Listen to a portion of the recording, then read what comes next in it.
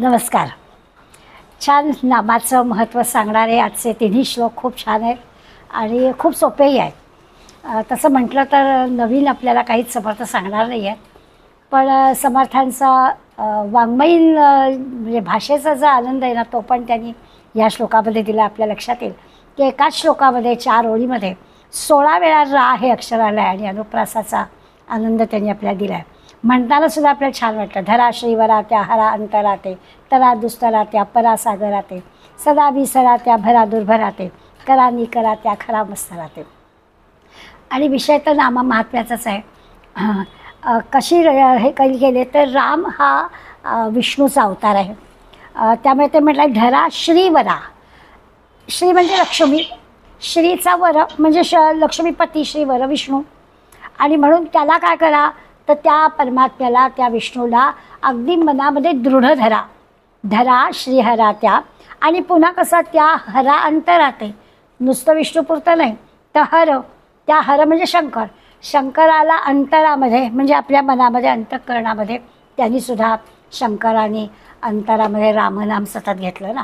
आपल्याला सगळ्यांना माहिती आहे की दाह होत होता विषाचा, समुद्र मंथनामधून विष आलं, कोणीच घेईना. मग शंकराने ते घेतलं आणि त्याचा दाह होत होता. तो दाह शांत करण्याचे निरनिराळे प्रयत्न केले, पण रामनामानेच त्याचा दाह शांत झाला. त्याच्या अंतःकरणात तो रामचंद्राचा निवास आहे रामनामामुळे. म्हणून ते म्हणतात काय करा तर अंतःकरणामध्ये शंकराला पण धरून ठेवा.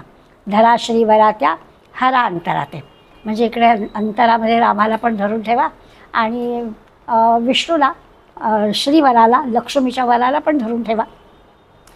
पण आपण समजा ज्ञानमार्गीच्या परिभाषेमध्ये समजा या ओळीचा अर्थ लावायचं म्हटलं तर अंतर म्हणजे मन. मग त्या मनाला काय करा तर मनाला अमन करा. आपण मनाला नाहीसं करा. मन चंचल आहे, त्या मनाला अमन करून टाका. म्हणजे काय करायचं तर उन्मन करायचं, मनाच्या पलीकडे जायचं. आणि मग त्या मनाच्या पलीकडच्या अवस्थेत गेलं की स्वरूपाचा साक्षात्कार होतो. आणि असा साक्षात्कार होणं म्हणजेच त्या श्रीवराला धरून ठेवणं. पण आपण आपला सोपा अर्थ लावायला हरकत नाही की मनामध्ये, अंतःकरणामध्ये भगवंताला धरून ठेवा. धरा श्रीवरा त्या हरा अंतराते. असं जर भक्तिभावानं भगवंताला घट्ट धरून ठेवलं, पकडून ठेवलं, आपलंसं केलं म्हणजे काय होईल, दुस्तरा त्या परा सागराते. तर जे दुस्तर आहे, कठीण आहे. काय कठीण आहे, तो भवसागर पार करणं कठीण आहे, तसा मायासागर पण पार करणं कठीण आहे. या दृश्य जगातल्या गोष्टी आपल्याला इतक्या सारख्या आकर्षित करत असतात तर त्या मायासागराला पण पार करणं अवघड आहे. अतिविशाल आहे हा मायासागर. भवसागर पण आहेच. तर या सगळ्याला सहजपणानं तरून जाता येईल. तरा दुस्तरा त्या परा सागराते. खरोखर अवघड गोष्ट सोपी केली आहे. केवळ अंतःकरणामध्ये त्या भगवंताला धरून ठेवलं तर काय होईल, भवसागर पार करता येईल. जी गोष्ट अवघड आहे ती सोपी करून टाकली. खरोखर ज्ञानेश्वर माऊलींच्या सारख्या सगळ्या संतांनी आपल्याला सांगितलं आहे की भगवंताला आपलंसं करा, त्याला भक्तीला धरून ठेवा. ही राम नाम नौका भवसागरी तराया असं सांगितलं. तर भवसागर पार करून जायचं असेल तर सोप्यात सोपी युक्ती काय तर धरून ठेवा, रामनामाला धरून ठेवा. शंकराचार्य सांगतात ना, पांडुरंगाला म्हणे कमरेवर हात ठेवून उभा आहे ना, तर भक्ताला ह्या भवसागराची खोली कळत नाही आहे ना, किती खोल असेल हा भवसागर. म्हणून जो आपण त्याच्यात अशी भीती वाटते ना, तर ते म्हणतात काही नाही, जास्त नाही, कमरेतकंच पाणी आहे. म्हणून तो बिचारा आपल्यासाठी कमरेवर हात ठेवून उभा आहे, सुचवतो आहे आपल्याला की भवसागर तरणं सोपं आहे. कधी अंतःकरणात मला ठेवा, भगवंताला मनामध्ये धरा. सगळ्यातून पार होणं अगदी सोपं आहे, काही कठीण नाही. तुमच्या आमच्यासाठी पण असंच आहे. त्या भगवंताच्या स्मरणात राहा, अनुसंधानात राहा की कशाचं दुःख म्हणून राहणारच नाही, असा आनंद आपल्याला मिळेल. श्रीवरा धरा दुस्तरा तरा. छान वाटलं. आता श्रीवराला धरावं, कसं धरायचं त्याला तर सोपं आहे का, नुसतं म्हटलं अंतःकरणात त्याला धरून ठेवा, धरायचं कसा. त्यालाही धरणं कठीण आहे. जसं भवसागर पार करणं कठीण आहे तसं भगवंताला धरून ठेवणं पण कठीण आहे. पण तरी देखील जे कठीण आहे त्याची फार चिंता करू नका. लगेच त्यांनी सांगितलं आहे काय करा ते होईल, पूर्तता होईल. अंतःकरणात भगवंताला धरता येईल. कुठं जात आहे आपलं मन, भलतीकडे जात आहे ना, म्हणून मग ते इकडे त्याला धरून ठेवता येत नाही आहे. काय होत आहे, सदा विसरा विसरा त्या भरा दुर्भराते. जे कधीच भरत नाही ना त्याची चिंता आम्ही करत होतो. पोटाची चिंता असते आपल्याला. कितीही दिलं तरी पुन्हा दुपारी छान जेवण झालेलं आहे, पण रात्री थोडासा दहीभात तरी खाऊया. खरं पंचपक्वान्नांचं दुपारी अगदी जेवून आलेलो आहोत, पण ते खरं नको आहे काही, पण झोप नाही येणार. थोडंसं काहीतरी दूधभात दहीभात तरी खाऊया. का बरं? कारण तो पोट नावाची गोष्ट आहे ती दुर्भरा, ती भरतच नाही. आपली जी हाव आहे ना ती संपतच नाही. पोटाचं आपलं निमित्त सर्वच बाबतीमध्ये आहे. पोटाचं लगेच आपल्याला कळतं. सकाळी खाल्लं तरी परत दुपारी लागतं आहे, दुपारी खाल्लं तरी रात्री लागतं आहे. काल उपास होता म्हटलं सकाळी अगदी फारच वकवक होती आहे. तर हे सगळं पोटाच्या बाबतीत आपल्याला पटकन कळतं. सर्वच बाबतीत आपलं असं आहे की मनात काही कामना इच्छा आली की तिची पूर्तता व्हायलाच पाहिजे असं आपलं असतं. त्या कामनेच्या मागे लागू नका, त्याला विसरून जा. त्या कामना विसरलात ना तर अंतःकरणामध्ये भगवंताचं स्मरण राहील. नाही तर ते कठीण आहे, बरोबर आहे. त्याला पकडून कसा ठेवायचा ही गोष्ट कठीणच आहे. पण लागा ना प्रयत्नाला. कठीण असणारं, दुर्धर असणारं, कधीच भरत नसणाऱ्या त्या गोष्टीकडे जाऊ नका. ते कितीही भरलं तरी परत रिकामच होतं. त्यामुळे तिकडे काही जाऊ नका. ते कधीच भरणार नाही आहे. आपल्याला माहिती आहे कामना कधीच संपणार नाही आहेत, पोट कधीच भरणार नाही आहे. त्यामुळे त्याला ते काय वेळच्या वेळी द्यायचं ते मिळेल. जे काही आवश्यक आहे तेवढ्या गरजा पूर्ण होतील. फार कामनांच्या मागे लागू नका, विसरून जा त्यांना. हाच मार्ग आहे. आणि तो एकदा मार्ग धरला की आपोआप अंतःकरणामध्ये भगवंताला पकडणं सोपं जाईल. आज अनुप्रासाचा श्लोक आहे ना, तर सुभाषितकारांनी म्हणजे संस्कृत सुभाषितामध्ये असे अनुप्रासाचे खूप श्लोक आहेत. एक श्लोक आहे की त्याच्यामध्ये दुर्धर म्हणजे कठीण किती द्या समाधानच नाही अशा गोष्टी दे. जामाता जठरम जाया जातवेदो जलाशया.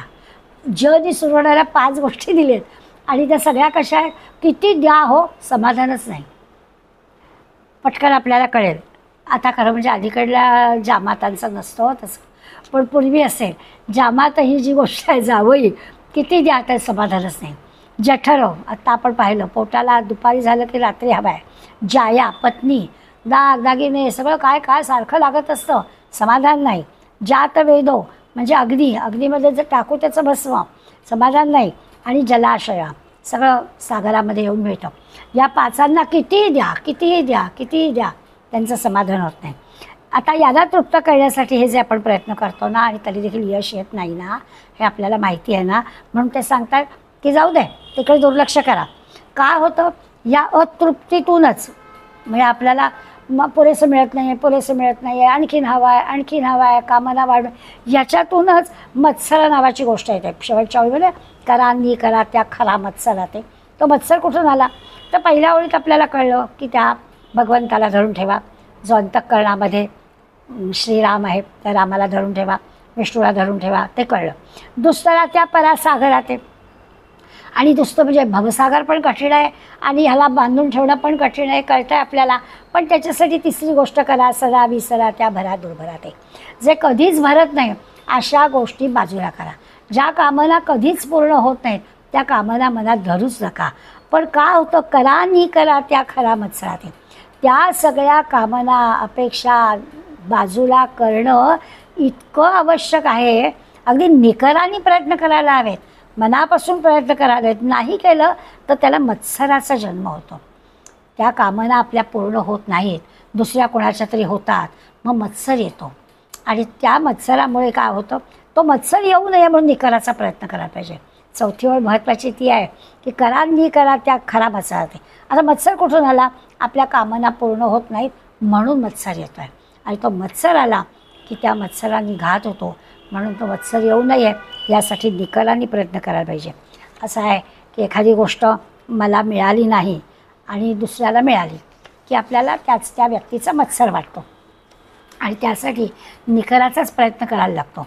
त्याला नाही मिळालं नाही, पुन्हा प्रयत्न करूया, नंतर मिळेल आपल्याला. त्याला मिळालं म्हणून आपल्याला कशाला मत्सर वाटायला हवं आहे असं खरं मनाला समजावायला हवं.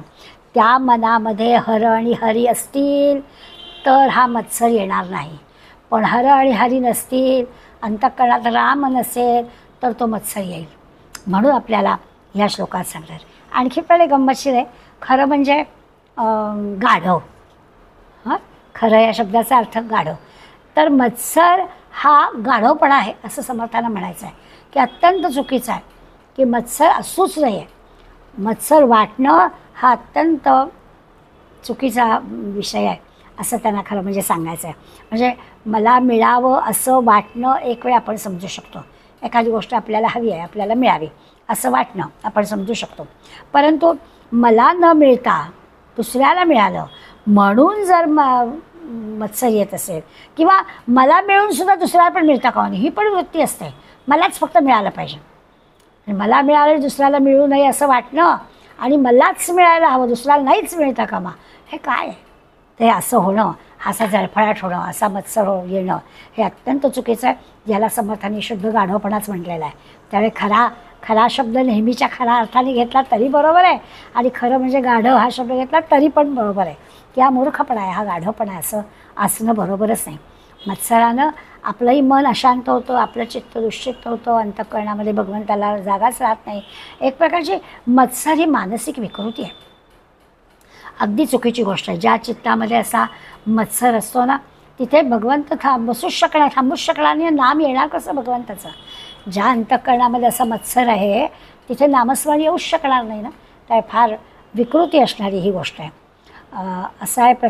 आणि काय होतं, निंदा स्तुती कोणी करेल तर आपल्याला वाईट वाटेल किंवा बरं वाटेल. सुख म्हणजे निंदा केली तर वाईट वाटेल, आपली कोणी स्तुती केली तर बरं वाटेल, हे आपण समजू शकतो की हा मनुष्य स्वभाव आहे. आपल्याला कोणी चांगलं म्हटलं की बरं वाटावं, कोणीतरी आपल्याला वाईट म्हटलं, डायरेक्ट नाही म्हटलेलं, कोणीतरी आपल्याला काहीतरी सांगितलं आमका असं म्हणाला तरी देखील आम्हाला राग येतो, हे पण एक वेळ मी समजू शकतो. पण दुसऱ्या कोणाला तरी चांगलं म्हटलं, दुसऱ्या कोणीतरी छान लिहिलं आहे, दुसऱ्या कोणतरी काहीतरी चांगलं वाचलं आहे, दुसऱ्या कोणतरी काहीतरी कला काही दाखवली आहे, तर त्याला आपण काही चांगलं म्हटलं तर राग कशाला यायला हवा आहे? किंवा कोणाबद्दल काही वाईट म्हटलं तर आपल्याला बरं कशाला वाटायला हवं आहे? पण असं घडतं, दुसऱ्याला चांगलं म्हटलं तरी राग येणं, दुसऱ्याला वाईट म्हटलं तरी देखील असं आपल्याला आनंद होणं, हा सुद्धा मत्सराचा आनंद आहे, हा काही चांगला नाही आहे. त्यामुळे या अशा मत्सराचं समर्थन जराही समर्थ करायला तयार नाही आहे. ही वृत्तीच नष्ट केली पाहिजे. कुणाही वेळाचा न घडो मत्सर, परम सर्वेश्वर पूजनाचे, कुणाचाच मत्सर येता कामा नये आपल्याला, अशी वृत्ती असायला हवी. म्हणून समर्थ आपल्याला सांगलं की हे काय करायला हवं, ह्याच्याशी नेटानं झुंज द्यायला पाहिजे. मत्सर जर यायला नको असेल तर आपण नेटाने त्याला झुंज दिली. निकरा अगदी शब्द वापरला, निकराचे प्रयत्न करावे लागतात. इतकं सहजासहजी अंतःकरणातला हा मत्सर जात नाही आणि तिथे भगवंताचं स्थापना करता येत नाही, नामाची स्थापना करता येत नाही. म्हणून आपल्याला ते सांगतात की अगदी निकराचे प्रयत्न करा, कसोटीचे प्रयत्न करा आणि ते घालवा. मला मिळालं तर सुख वाटतं, नाही मिळालं तर दुःख वाटतं, हे सुद्धा खरं म्हणजे व्हायला नको. सुखदुःखाच्याच पलीकडे जायचं आहे तर सुखदुःख जय पराजय सगळं आपण एकच मानायला शिकलं पाहिजे. खरं तर हा आणखीन पुढला भाग आहे की बरं सुख झालं, आनंद वाटतं, मनाला बरं वाटतं, किंवा दुःख झालं तर वाईट वाटतं, हे पण आता होता कामा नये. सुखदुःख समय कृत्वा असं व्हायला पाहिजे. पण निदान एवढीच करायला हरकत ती गोष्ट की दुसऱ्याला मिळालं तर वाईट वाटायला नको, किंवा दुसऱ्याला नाही मिळालं तर आनंद व्यक्त करायला नको. ह्या तरी गोष्टी आपल्याला जमायला काय हरकत आहे. म्हणून ते म्हणतात की या मत्सर या गोष्टीशी निकरानं झुंज द्या, निकरानं त्याला बाजूला करा, प्रयत्नपूर्वक अगदी व्हायलाच पाहिजे. जरा जरी काही झालं तर स्वतःला जर काही शिक्षा करा. असं जर कोणाबद्दल आपल्या अंतःकरणामध्ये जरा जरी मत्सराचा भाव आला ना तर आपणच आपल्याला शिक्षा करावी आणि निकरानं त्या मत्सरापासून दूर व्हावं, नाहीसा करावा. मत्सर गेला ना तर खूप साऱ्या गोष्टी, ती कामनाच संपेल. मत्सरच गेला की ती जी काही इच्छा आहे, कामना आहे, तीच संपून जाईल. मग काही कामनाच येणार नाही. आपोआपच अंतःकरण शुद्ध स्वच्छ होईल. आपोआपच त्या म्हणतात तसं मग सगळे जे शत्रू आहेत ना ते बळ नाहीसं होणार आहे. एक मत्सर संपला, काम संपला की बाकीचे शत्रू जायला वेळ लागत नाही. म्हणून मत्सरावर घाव घालायला हवा असं सांगतात. आणि त्याच्याऐवजी काय करा तर त्यासाठी प्रयोग आहे. म्हणजे आधी मत्सराला घालवायचं का भगवंताला धरायचं? म्हणजे मत्सर गेल्याशिवाय भगवंताला धरता येत नाही का भगवंताला धरलं की मत्सर जाईल? काही पण करा पण तो मत्सर गेला पाहिजे म्हणजे भगवंताला धरता येईल. भगवंत राहायला पाहिजे असेल मनात तर त्या मत्सराला येऊ द्यायचं नाही. जनाबी म्हणते ना, जनाबीचा अभंग आहे, ती काय म्हणते की माझ्या हृदयातल्या बंदीखान्यात मी भगवंताला दोरीनं बांधून ठेवलं आहे.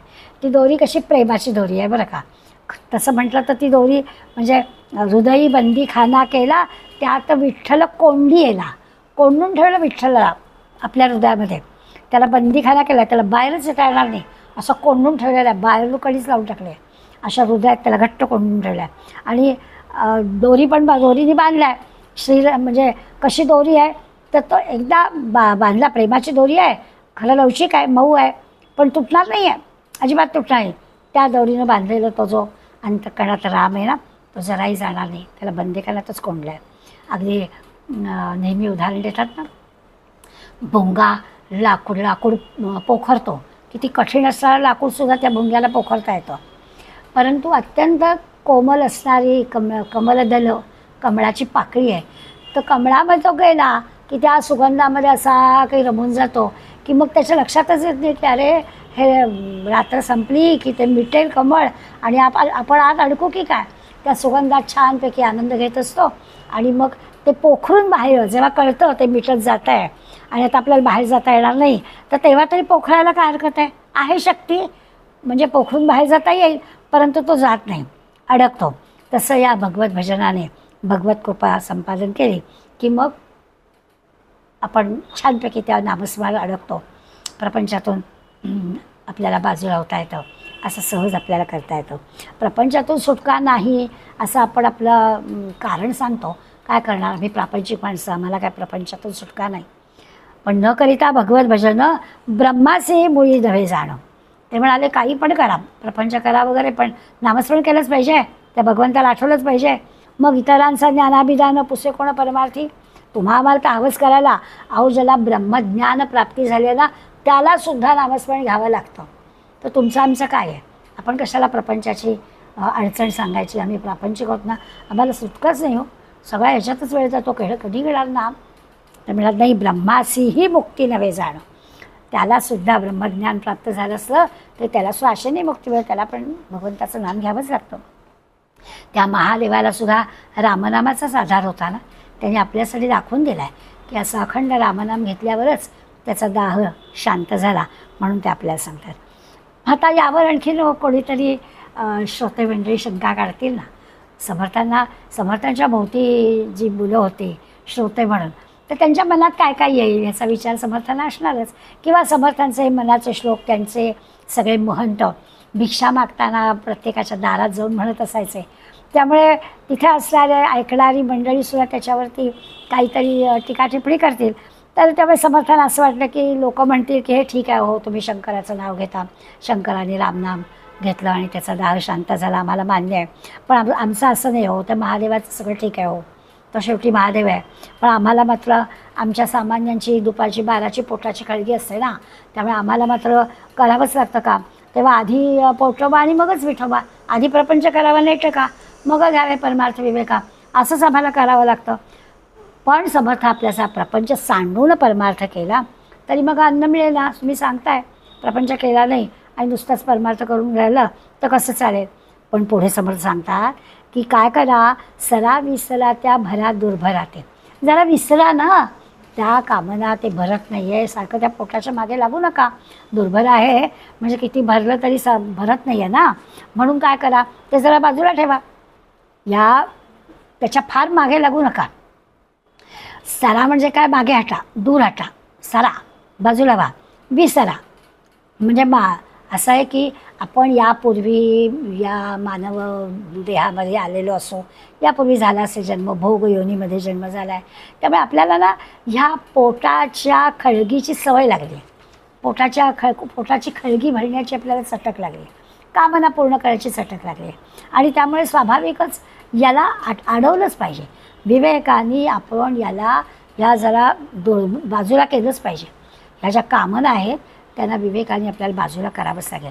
म्हणून समजा प्रपंच सुखे करावा, परी काही परमार्थ वाढवावा, करा ना, प्रपंच सुखे करा, परमार्थ अवघाची बुडवावा हे मी तर नव्हे, काहीच परमार्थ करायचं नाही, आपण प्रापंचिक आहोत तर आम्हाला दुसरं काय जमणार. म्हणून समर्थ म्हणतात प्रपंच सुखे करावा, परी काही परमार्थ वाढवावा, परमार्थ अवघाची बुडवावा हे विहित नव्हे, हे काही योग्य नव्हे, काहीच परमार्थाचं करायचं नाही. आत्ता काही करणार नाही आहे, मी निवृत्त झालेला की मी बघेन, असं नाही चालणार. प्रपंच करता करताच मला काय परमार्थातलं करता येईल याचा विचार करायला पाहिजे. नुसतं केवळ पोटार्थी बनून नाही चालणार. अलीकडे आपलं तसंच झालं आहे की शिक्षणामध्ये 20, 22, 24, 25 वर्ष आणि मग काही नाही, शिक्षण, नोकरी आणि सगळं काय ते मिळवण्यामध्ये बस गाडी पाहिजे, घर पाहिजे, बंगला पाहिजे, सगळं पाहिजे. कधी करणार परमार्थ? परमार्थाला वेळच नाही. सगळं काय असेल ते उपभोगामध्येच काळ आपला जातो आहे आणि हे काही शोभण्यासारखं नाही, विवेकी माणसाला शोभण्यासारखं नाही. केवळ पोटार्थी म्हणून जगणं आणि आपला आत्मघात होईल. आपल्याला नरदेह मिळाला आहे ना, तो या सगळ्यातून स्वला शोधण्यासाठी मिळाला आहे. त्यामुळे नुसतं पोटार्थी राहून पोटाच्या मागे लावून हे काम होणार नाही. पोटासाठी आवश्यक तो व्यवहार करायला हवा, बरोबर आहे, ते जरूर करावं. पण तुकाराम म्हणतात त्याप्रमाणे जोडून या धन उत्तम व्यवहारे उदास विचारे वेच करी. योग्य पद्धतीने करावं, परंतु ते कशा पद्धतीनं आपल्याजवळ ठेवावं, कोणासाठी खर्च करावं असा जर विचार केला तर ते सगळ्या परमार्थाला पोषक असणारी गोष्ट होईल. तो विचार, विवेक आपण करावा असं समर्थ सांगतात. म्हणजे सदाचारात राहून पोट भरावं, पोट भरायलाच हवं, पण त्याला काही योग्य तो मार्ग आहे त्या पद्धतीनं करावं. दुसरा श्रीमंत आहे, दुसरा भाग्यवान आहे, मीच का असा दरिद्री, मलाच का असे कष्ट, असा विचार नाही करायचा. आपल्या पद्धतीनं, म्हणजे एकतर यामध्ये ईश्वराला दोष देण्याचा काही प्रश्नच नाही. ईश्वर आपल्या भक्ताला कधीही चढणीचा दम लागू देत नाही. ईश्वराने जबाबदारीच घेतलेली आहे. त्यामुळे तो आपला जो भक्त आहे त्याचे सगळे कष्ट तो कमी करतो. जराही तो त्याला त्रास होईल असं करत नाही, त्याला दुःख होईल असं देत नाही. कुठल्याही स्थितीमध्ये तो समाधानीच राहतो. त्यामुळे दुसरा किती भाग्यवान, दुसऱ्याला किती, असा दुसऱ्याशी तुलना करायचा प्रश्नच नाही आहे. फक्त याच्यासाठी काय करायला हवं?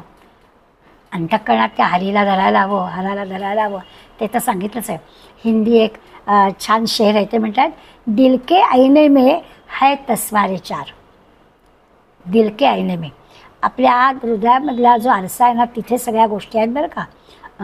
आणि मला जब जरा गर्दन झुकाई, थोडी मान झुकवा म्हणजे दिसतील.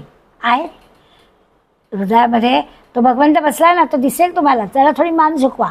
झुकण्याची गरज आहे. स्वतःच्या अंतरात जर पाहायचं असेल तर आपल्याला नम्र होण्याची गरज आहे, थोडं झुकण्याची गरज आहे. नम्र होणं म्हणजे काय? नम्र होणं म्हणजे नुसतं काय खाली मान घालायची नाही आहे, अहंकार निवृत्त होणं. तो अहंकार गेला की सगळं बघा, ते नुसतं झुकणं नाही आहे, भगवंत दिसणारच आहे. त्यामुळे त्यांनी आपल्याला म्हटलं आहे की थोडं झुकलं तर अंतरंगामध्ये राम आहे आणि त्या अंतरंगातला राम आपल्याला मार्गदर्शन करणार आहे. आपोआप सगळा भवसागर तरुण आपण जाणार आहोत, काहीच काळजी करण्याचं कारण नाही आहे. अशा पद्धतीने हा छान दिसायला अगदी छोटासा पाठांतर करायला अगदी सोप्पा असणारा, पण आपल्या डोळ्यामध्ये अंजन घालणारा असा हा 80वा श्लोक आहे. धरा श्रीवरा त्या हरा अंतराते. दोन्ही दृष्टीने आपल्या लक्षात येईल की खरंच हा विष्णूचा म्हणजे श्रीवरा, त्या विष्णूचा तो लक्ष्मीपती आहे म्हणजे श्रीवरा, त्या लक्ष्मीचा जो वर आहे त्याला काय करा तर या परमात्म्याला दृढ धरून ठेवा. शंकराला सुद्धा अंतरामध्ये दृढ धरून ठेवा. आणि असं केलं की काय होईल तर भवसागर पार करून जाईल. त्याच्यासाठी काय करावं लागेल तर अत्यंत कठीण असणारं, कधीच न भरणारं त्याच्या मागे जाऊ नका. काही इच्छांच्या, कामनांच्या आणि पोटाच्या मागे जाऊ नका. त्याच्याऐवजी काय करा तर निकालाने प्रयत्न करा आणि मत्सर येणार नाही. कुणाही देवण्याचा न गळो मत्सरो असा विचार करा असं आपल्याला सांगितलं. पुढल्या श्लोकामध्ये पण नामस्मरणाचंच महत्त्व सांगतात. मत्सराचाच विचार पुन्हा करतायत. मना मत्सरे नाम सोडू नको. अति आदरेता हा निज ध्यास राहो. समस्तांमध्ये नाम हे सार आहे. तुझी तुळना तुळीताही नसाय. अगदी सोपा असणारा श्लोक आहे. नामाचं महत्त्व सांगतात. काय करा, मनामध्ये मत्सर ठेवून नाम घेणे म्हणजे मत्सर ठेवून नाम घेऊ नको. पण समजा असेल तर नाम घेणं सोडू नको, आपोआप जाईल तो मत्सर. मना मत्सर आहे, नाम सांडू नको. तो मत्सर आहे म्हणून नामच होत नाही असं करू नको. नाम घेत राहा, आपोआप तो मत्सर जाईल. मत्सर म्हणजे काय? एखाद्या विषयीची तुच्छता बुद्धी, दुसऱ्याला तुच्छ लेखणं, कमी लेखणं. नाम घ्यायला लाग की आपोआपच ही गोष्ट जाईल. भगवद्गीतेमध्ये आसुरी संपत्तीची जी लक्षणं सांगितली आहेत त्याच्यात मत्सर सांगितलं आहे. 16व्या अध्यायात आपण आधी दैवी गुण सांगतो आणि मग आसुरी संपत्ती सांगतो. तर त्याच्यामुळे त्यांनी आपल्याला सांगितलं की मत्सर ही आसुरी संपत्ती आहे. त्या मत्सरामध्ये चांगल्या माणसांची, सज्जनांची, संतांची निंदा हा पण विषय त्याच्यामध्ये आलेला आहे. खरं आहे. तर असं होतं. अगदी कशाला 2 डॉक्टर, 2 प्राध्यापक, 2 वकील म्हणजे समान ज्यांचे व्यवसाय आहेत तेसुद्धा एकमेकांचे तसे प्रतिस्पर्धी असतात ना. आणि मग प्रतिस्पर्धी असल्यामुळे एकमेकांबद्दल मत्सर वाटण्याची शक्यता असते. खरं तर एकाच विषयामध्ये म्हणजे एकमेकांना आपल्या विषयातल्या ज्ञानाची मदत देणं असं अपेक्षित आहे. पण असं होऊ शकतं की त्याच्याऐवजी एकमेकांना मत्सर वाटतं. अनेकांना एखाद्याचं महत्त्व वाटलं म्हणजे महत्त्व वाढलं असं वाटलं की दुसऱ्याचं मत्सर येतो असंही आपल्याला दिसतं. म्हणून ते आपल्याला सांगतायत म्हणजे लोक आपण हिरण्यकश्यपाचं उदाहरण आहे ना की काय तर लोक भगवंताचं नाम घेतात ना, याचाच हिरण्यकश्यपाला राग आला की आपलं महत्त्व जास्त आहे, देव कुठून आला, त्या देवापेक्षा मी महत्त्वाचं आहे असं हिरण्यकश्यपाला वाटत होतं. त्यामुळे त्याचं नाव, त्या देवाचं नाव कोणी घेत आहे की हिरण्यकश्यप रागवायचा. बरं लोकांचं कशाला, स्वतःचा मुलगा पण प्रल्हादचं नाव घेत होता. त्या प्रल्हादाला सुद्धा ठार मारण्यासाठी त्यांनी काय काय काय काय युक्त्या कृत्या केल्या. कारण काय, आपल्यापेक्षा जगात दुसरं कोणीही श्रेष्ठ नाही अशी त्याची ठाम समजूत होती. म्हणून तसं करत होता. म्हणजे भगवंताचं नाम घेतो म्हणजे काय असं नाहीच चालणार. आणि म्हणून तरी म्हणजे हा पण एक प्रकारचा मत्सर आहे, देवाचं नाव घेणाऱ्यांबद्दल मत्सर. मग ते स्वतःचा मुलगा असला तरीही त्या मुलाला ठार मारण्यासाठी काय काय काय काय केलं. होतं ज्ञानेश्वर माऊलीला शत्रू नव्हते का हो, त्यांना पाण्यात नव्हते का लोक बघत. किती संतांच्या चरित्रांमध्ये आपल्याला असं दिसतं. अलीकडे सुद्धा आहे संतांचा मत्सर करणं, संतांना नावं ठेवणं, संतांवरती काही आरोप करणं हा एक मत्सराचाच भाग आहे. त्यामुळे ते सांगतात मना मत्सरे नाम सांडू नको हो म्हणजे सांगतात. खरं आहे, संतांना नावं ठेवायची किंवा संतांचं शत्रुत्व धरायचं आणि लादेंसारख्याला मित्र करायचं किंवा तुकाराम महाराजांना पाण्यात पाहायचं आणि भारत तेरे तुकडे होंगे अशांशी मैत्री करायची. त्याला काय म्हणावं. तर अशा आपल्याला दिसतात गोष्टी. काही असू शकतं जगामध्ये, काही असू शकतं. चांगल्याला चांगलं म्हणायचं नाही, वाईटाला चांगलं म्हणायचं, ही गोष्ट आपल्याला आजूबाजूला सातत्याने दिसते. आणि त्याच्यातून आपल्याला असं लक्षात येतं की खरंच चांगल्या माणसांना, सज्जनांना केवळ असूयेपोटी, केवळ मत्सरापोटी अशाबद्दल तुच्छ लेखलं जातं. आणि मग असं ज्यांचं होतं त्यांना ते नाम घेणं वगैरे काही जमणं शक्यच नाही आहे. मग ते काय म्हणजे तुच्छतेची भावना असणारे नाम काय घेणार, त्यांच्या म्हणजे नामाचा आनंद त्यांना मिळणारच नाही. म्हणून समर्थ सांगतात की असं मत्सराने नाम सोडू नको. नाम घ्यायला की हे आपोआप जाईल. नामाचा अगदी आदरपूर्वक निजध्यास ठेव. अति आदरे हा निजध्यास राव. नाम सोडू नको. संतांनी नाम घ्यायला सांगितलं आहे, त्या मत्सराने संतांनी सांगितलं म्हणून काय झालं, त्यांचं ठीक आहे असं म्हणू नको. तर अति आदरे, मोठ्या आदराने निजध्यास ठेव, ध्यास लागावा असं नाम घे. भगवंताचा मत्सर करून कोणाचंच कल्याण होणार नाही. भगवंत तुमच्या आमच्या कल्याणासाठी या गोष्टी सांगतो आहे. पण आपल्याला होतं की कृष्णाचा मत्सर करणारे जे जरासंध, शिशुपाल, दुर्योधन यांचं शेवटी काय झालं. म्हणून सांगते की जे असे भगवंताला नावं ठेवणारे, भगवंताचा दुश्वास करणारे जे असतात त्यांचं पुढे काय होतं. म्हणून जो असा मत्सरी आहे ना, ज्याच्या मनामध्ये असं दुसऱ्याबद्दलचा असा काही भाव आहे ना, तिरस्कार आहे, मत्सर आहे, या मंडळींच्या बाबतीत आपल्याला काय की त्यांना स्वतःचं हित कशात आहे तेच कळत नाही. आपल्या कल्याणासाठी आपलं बघा ना, त्याच्यासाठी दुसऱ्यांना कशाला दोष द्यायचे, पण तो विचारच त्यांच्या मनात येत नाही. मत्सरी माणसाला स्वतःचं कल्याण कशात आहे ते कळत नाही. बरं आपण सुद्धा या लोकांना सांगण्याचं काही सांगून काही त्याच्यात फरकच पडणार नाही असं होईल. म्हणून आपण काय करावं तर ज्याचं त्यांनी विवेकानं, विचारानं हे ठरवावं. जसं म्हटलं ना गीतेमध्ये शेवटी 18व्या अध्यायामध्ये भगवंतांनी सांगितलं आहे की माझ्याविषयी ज्याच्या मनामध्ये अशी असूया आहे ना, असं कसा काही मत्सर आहे ना, त्याला गीता सांगू नका. भगवंतांनी सांगून टाकलेलं आहे की अशी भगवंताबद्दलचं ज्याच्या मनामध्ये मत्सर आहे, असूया आहे, त्याला काही गीता सांगायची. आता यासाठी माऊलीने जेव्हा या 18 अध्यायातला हा मुद्दा घेतला ना, तर आपल्याला तो मुद्दा पटावा म्हणून माऊलीने छान छान उदाहरणं आपल्याला दिली की एक असूया किंवा एक मत्सर हा दुर्गुण इतका वाईट आहे, इतका वाईट आहे की तो बाकी सगळ्या गोष्टी आहेत आणि मत्सर आहे की सगळ्याला शून्य मार्ग. हे पटावं म्हणून माऊली आपल्याला छान छान उदाहरणं देतात. माऊली काय म्हणतात की समजा असा विचार करा की छान तरुण आहे, दिसायला अगदी सुरेख आहे, छान दागदागिने घातलेले आहेत, सगळं अगदी शृंगारलेलं आहे, सगळं चांगलं आहे, पण त्या शरीरात प्राणच नाही आहे. मग काय उपयोग? तसं आहे की सगळं चांगलं आहे पण असूया आहे, काही उपयोग नाही. बुद्धिमान आहे, लोकांमध्ये अगदी हवा हवासा आहे, सगळं आहे, पण त्याच्यात जरा मत्सर आहे त्याच्या मनात की मार्गशून्य. म्हणून माऊली आपल्याला सांगतात की रात्रीची वेळ आहे, सूर्य अस्ताला गेला आहे, रात्र झाली आहे, पणती आहे, पणतीमध्ये त्या वात घातलेली आहे, तेलही आहे, पण काड्यापटीच नाही आहे. उपयोग काय? सगळं आहे पण असूयामुळे सगळ्यावरती पार पाणी फिरतं. अशी माऊलींनी भरा उदाहरण दिले. पुढे म्हणतात एकदम असं वैभवशाली प्रशस्त घर आहे आणि म्हणून या प्रशस्त घरामध्ये आश्रयाला जावं असं समजा आपल्याला वाटलं की हा माणूस चांगला आहे, सगळ्या ह्याच्या गोष्टी चांगल्या आहेत म्हणून त्याच्याशी जावं म्हणावं, प्रशस्त घरामध्ये आश्रय घ्यायला जावं, तर दारातच विषारी नागिण. याच्यावरती असं ती असूया दिसते की याच्याशी दोस्ती करण्यात काही अर्थ होत नाही, याच्या मनामध्ये मत्सर आहे.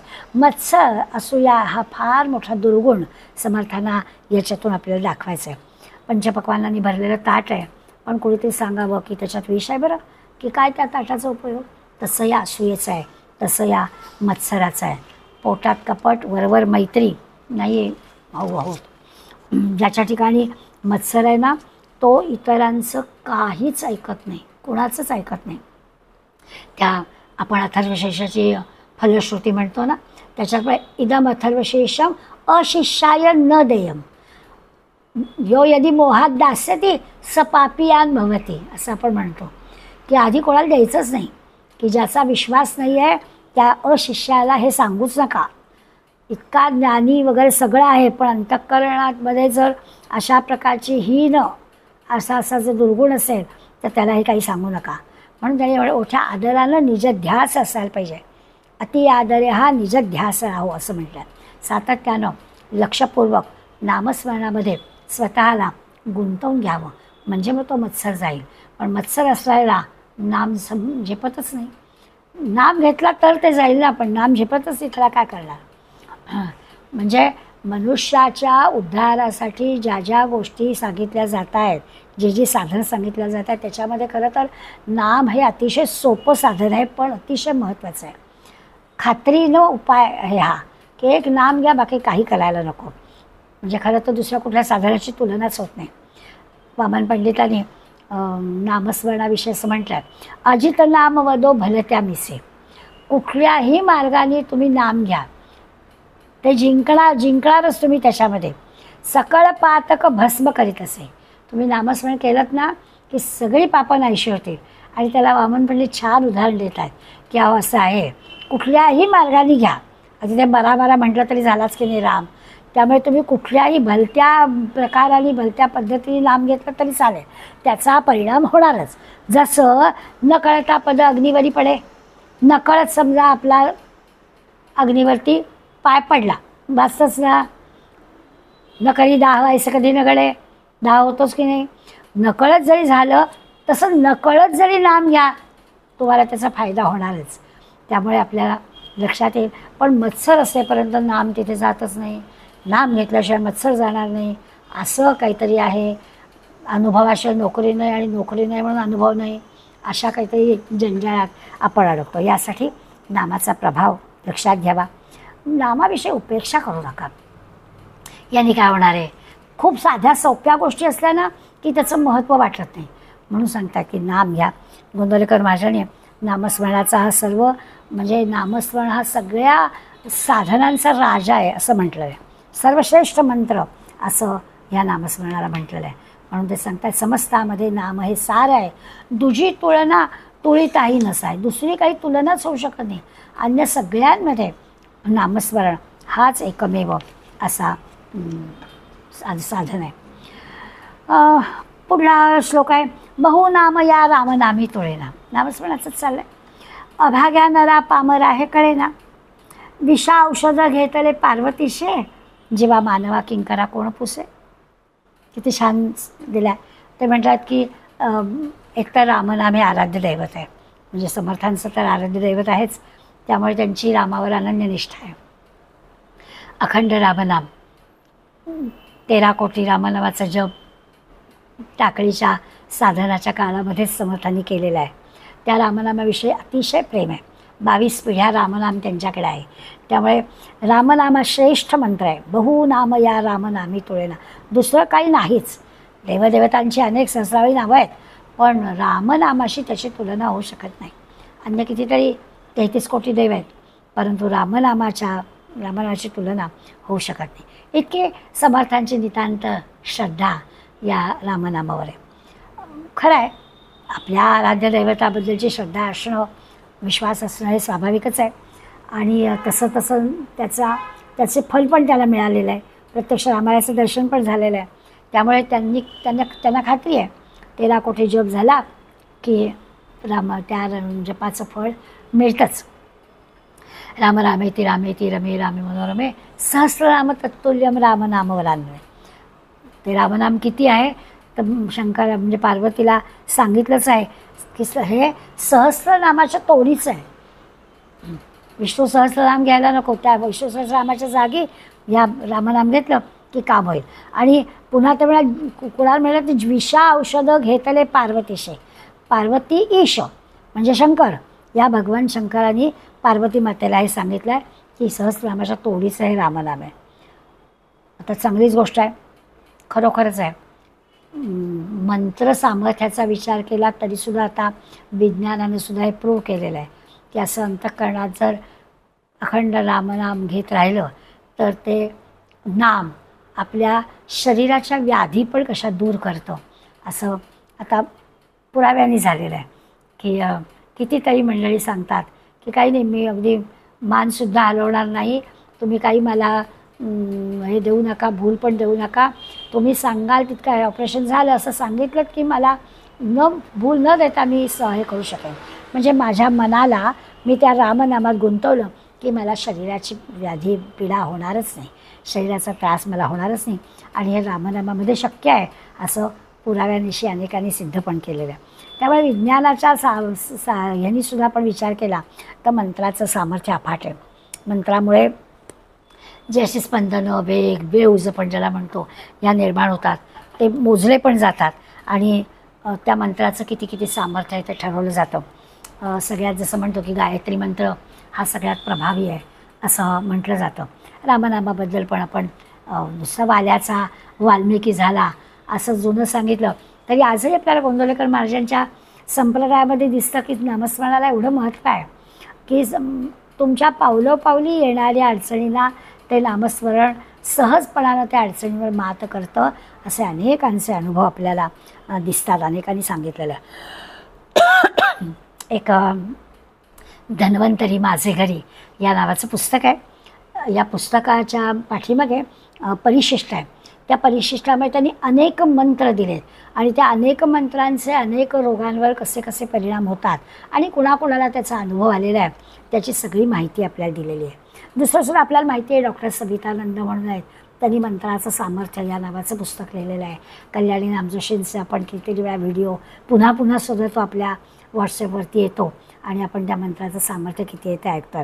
त्यामुळे रामनामाचा हा मंत्र शांतपणानं अंतःकरणपूर्वक मनापासून सातत्याने घेत राहिलं, स्पष्ट, दीर्घ, मंद आणि आपल्या श्वासागणिक ते रामनाम आपण ठेवलं तर अनेक रोगांवरती त्या रामनामाचा उपयोग होतो.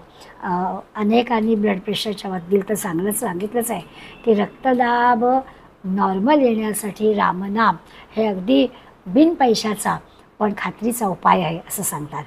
ओंकाराचा उपयोग आपण सगळेजण जाणतो. त्यामुळे हे जे मंत्रामधलं सामर्थ्य आहे ना, हे सामर्थ्य आपल्याला विश्वासाने मान्य करायला हवं. आपलं काय होतं की आपण ते करून बघत नाही. मला आता नेहमी असं वाटतं की जितकं डॉक्टरांनी दिलेली औषधाची गोळी आपण दिवसातून 3 वेळा सांगितले, त्याची वेळसुद्धा आपण चुकवत नाही. लगेच व्हॉट्सअप आपल्या मोबाईलमध्ये त्याचा गजर लावून ठेवतो की वेळ चुकता कामा नये. आणि मग दिवसातनं 3 वेळा 2 वेळा जे काही आपल्याला सांगितलं असेल ते सगळं बरोबर आपण वेळ घेतो. मग तेच सगळं आपण मंत्राच्या बाबतीत जर ठरवलं तर सुरुवातीच्या काळात असं पाहिजे तर करा, गोळी पण घ्या आणि मंत्र पण घ्या. थोडा विश्वास श्रद्धा वाढली की मग गोळी कमी करा आणि मंत्र कायम ठेवा. आपल्या लक्षात येईल की मंत्राचं सामर्थ्य अफाट आहे. विज्ञानाने याची साक्ष दिलेली आहे. अनेक लोकांनी याच्यामध्ये पण अभाग्या नरा पामरा हे कळे ना. पण हे सगळं अभागी माणसाला कळत नाही, म्हणून त्याला त्यांनी पामर मिळालं. म्हणजे नाममहात्म्यच पटत नाही त्याला. त्याला अभागीच म्हणायला पाहिजे, त्याला पामरच म्हणायला पाहिजे. काय करणार? म्हणजे जे सोपं आहे, खात्रीशीर आहे, श्रेष्ठ आहे, उपयोगी पडणारं आहे ते घ्यायची इच्छाच नाही तर काय करावं? मग काही इलाजच नाही आहे. म्हणून तो अभागी आहे, करंट आहे, असा हीन दीन झालेला आहे असं समर्थ सांगतात. खरं तर असं आहे ना, संतांना म्हणजे समर्थाला काय किंवा संतांना काय, सगळ्यांना शिष्यमंडळींची तुमची आमची हित करण्याची, कल्याण करण्याची इच्छा आहे. तळमळ आहे, कळकळ आहे त्यांना, म्हणून ते आपल्याला सांगतात. आणि असं सांगितल्यावर मग जर का एकदा रामनाम सुरुवातीला नाही श्रद्धा बसणार, पण आपण जर सगळं औषधाच्या बाबतीत नाही का करत, डॉक्टर काय औषध देत आहेत त्यांच्या बुद्धिमत्तेवर आपला विश्वास असतो आणि त्यांनी दिलेलं औषध आपण नेमाने घेतो. त्या औषधामध्ये काय आहे आणि त्यांनी मला काय होणार याचा विचार आपण करत नाही. मग संत सांगतायत त्या रामनामावर आपण विश्वास टाकायला काय हरकत आहे. त्यामुळे रामनामाचं महत्त्व आपल्याला पटावं म्हणून आपल्याला समर्थ सांगतात, अरे ते औषधे घेतले पार्वतीशे, विषा औषधं घेतले पार्वतीशे. आधीच्या शोकात पण तेच आहे, आत्ता पण आहे की अरे समुद्रमंथनाच्या वेळी त्या शंकराला जे विष घ्यावं लागलं त्यामुळे शंकराचा जो दाह झाला तो सुद्धा सहजपणानं शांत करण्याचं काम या रामनामाने केलं आहे. तेव्हा औषध म्हणून भगवान शंकरांनी सुद्धा रामनाम घेतलं आहे.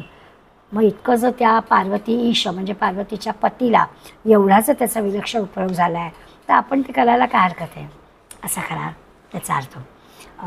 शंकराच्या तुलनेमध्ये तुमची आमची संकटं की फार नाही येतो. त्याला ते समुद्रमंथनाचं विष पचवायचं होतं, तुम्हाला तर काय असं काही नाहीच आहे. म्हणजे संतांच्या किंवा भगवंताच्या किंवा अवतारी पुरुषांच्या जीवनाचा अभ्यास करताना त्यांची जी काही दुःख असतात त्याची दुःख आपल्या सामान्य मंडळींना नाहीच आहेत. अशी काही दुःख आपल्याला नाहीत. त्यामुळे सामान्य माणसाची संकटच इतकी अल्प आहेत, त्यामुळे त्याच्या वेदना पण कमी आहेत. वेदनेचं दुःख पण कमी आहे ना, कारण मुळातच संकट कमी आहे, त्यामुळे संकटाची वेदना पण कमी आहे, दुःख पण कमी आहे. ते रामनामानी विषच निष्प्रभ झालं. मग आपल्या सामान्य माणसाच्या वेदना त्या अगदीच कमी आहेत, त्यामुळे त्या का नाही दूर होणार, त्या सहज दूर होतील. पण पुढल्या वेळी म्हटलं जीवा मानवा किंकरा कोण पुसे. बरोबर आहे, त्या वेदनांचं काय मूल्य, तुमच्या आमच्या वेदनांचं काय मूल्य. शंकराचं ही स्थिती, शंकराला रामनामाने छानपैकी दाह त्याचा कमी झाला, पण आमच्या याचं काय, सामान्य व्यथावेदनांचं काहीच नाही. शंकर हे दैवत त्याला ते तसं म्हटलं तर फार लोकप्रिय आहे. त्यामुळे रामनामाचा प्रचार होण्यासाठी समर्थांनी या शंकराच्या समुद्रमंथन आणि त्याच्या विषप्रश्नाचा वारंवार उल्लेख आपल्याला दिला आहे. त्याचं कारण आहे समर्थांनी या सामान्य मंडळींच्या दैवताचा उपयोग यासाठी करून घेतला. सगळ्याच संतांनी नामाचा महिमा सांगितला आहे, फक्त शंकराचंच रामनाम असं काही नाही आहे, सगळ्यांनी सांगितलं आहे. हरिपाठामध्ये माऊली आपल्याला सांगतात एकतत्व नाम दृढ धरी मना. आपल्या मनामध्ये एक दृढ नाव धर. बरं, इतकं असं दृढ नाम धर, असं जर नाम दृढ केलं असं लगेच ते पुढे म्हणतात की योगयाग विद्या हे सर्वसाधारण गौण आहेत. हे सगळे साधनं काही फार महत्त्वाचे नाही आहेत, ही गौण आहेत. नामसाधना ही सगळ्यात महत्त्वाची. एकतत्व नाम दृढधरी म्हणा, ते मात्र दृढ धर.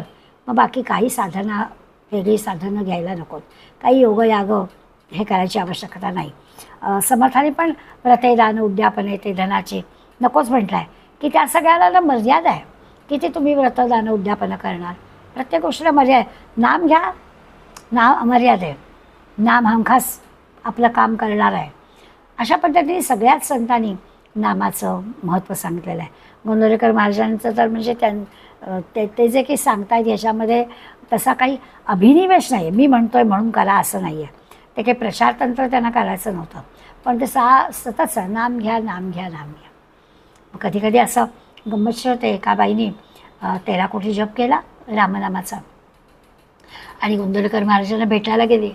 म्हणाली, महाराज तुम्ही म्हणता ना 13 कोटी जप झाला की रामाचं दर्शन होणार, माझा झाला 13 कोटी जप. महाराज म्हणाले, वा छान. नाही, वा छान काय म्हणाले, पण मला अजून दर्शन नाही झालं रामाचं. मग समर्थ म्हणाले, हे गोंदवलेकर महाराज म्हणाले, असं झालं का?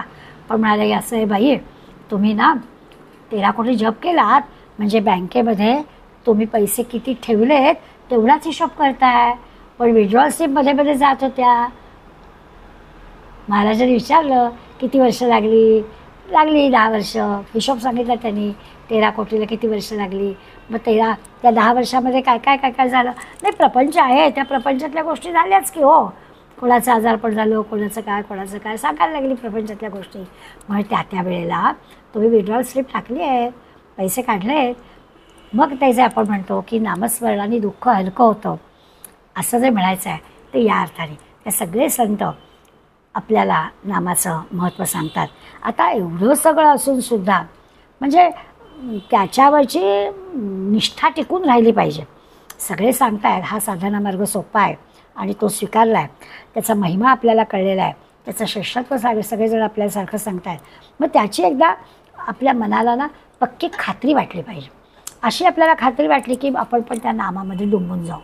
एकदा त्या नामाचं छान सवय आपल्याला लागली की दुसरी काही साधना करायची आवश्यकताच नाही. दुसऱ्या कुठल्या ह्याला काही लागतच नाही हो. कुठेही बसा, केव्हाही बसा. त्या माळ असली पाहिजे असं पण नाही, माळ नसली पाहिजे. महाराष्ट्र म्हणतातच माळ घ्यायला हवी आणि माळ सुटायला पण हवी. काय त्यांच्या बोलण्यातला आपल्याला अर्थ लक्षात घ्यायला पाहिजे. गोंदवलेकर महाराज म्हणतात माळ घ्यायला हवी. आता माळ घ्यायला हवी म्हणजे काय? सवय करायला हवी. रोजच्या रोज ठरलेल्या वेळी ठरलेल्या ठिकाणी बसून 13 माळा जप करायला हवा. पण एक वेळ अशी येईल की आपले जे 21,600 जो तब्येतीने चांगला असणारा माणूस आहे ना, त्याचे साधारणपणानं 24 तासामध्ये 21,600 वेळा श्वास उच्छ्वास होतात. आपण असं धरूया की 12 तास आपले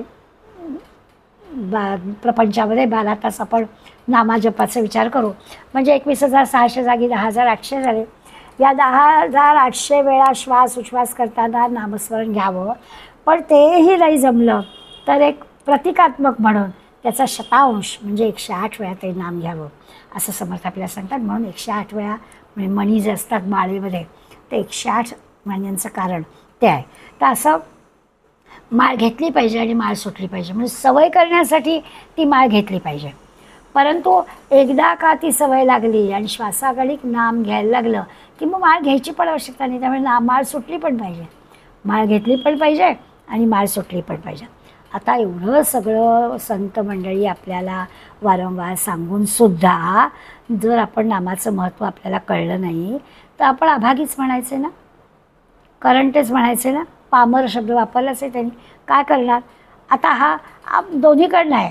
अभागी पामर आहे म्हणून नाम घेत नाही किंवा त्याला नामाचं महत्त्व कळत नाही, किंवा नाम घेत नाही म्हणून तो पामर आहे.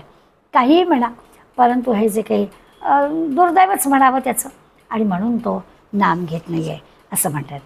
पुढे 83, 84, 85 या श्लोकातसुद्धा पुन्हा पुन्हा याची उदाहरणं आपल्याला येणार आहेत की नामस्मरणाचंच महत्त्व आपल्याला ते सांगतात की कशा पद्धतीने समर्थांचा ना नामावर खूपच दृढ विश्वास होता.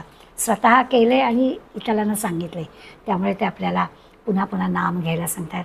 आपण सुद्धा हा प्रयोग म्हणून नाही, विश्वासानं, निष्ठेनं, श्रद्धेनं आपणही नाम घ्यावं. कलियुगामध्ये नाम हा एकमेव मार्ग आहे की ज्याच्यामुळे आपल्याला भवसागर काय आपला रोजचा दैनंदिन जीवनामधल्या सगळ्या गोष्टीसुद्धा आपल्या सहज सुलभ अशा होतात. शारीरिक व्याधी असू देत, काही आपल्या मानसिक गोष्टी असू देत, या सगळ्याला एकच एक उतारा नामस्मरण. त्याचा प्रयोग आपण जरूर करावा. सगळ्या संतांनी एक वाक्यतेने साधू दिसती वेगळाले परुते स्वरूपी मिळाले म्हणतो ना, तसं नामस्मरणाच्या बाबतीत सगळ्यांनी एकमताने आपल्याला हे काम दिलेलं आहे. त्यामुळे आपण ते नाम घ्यावं.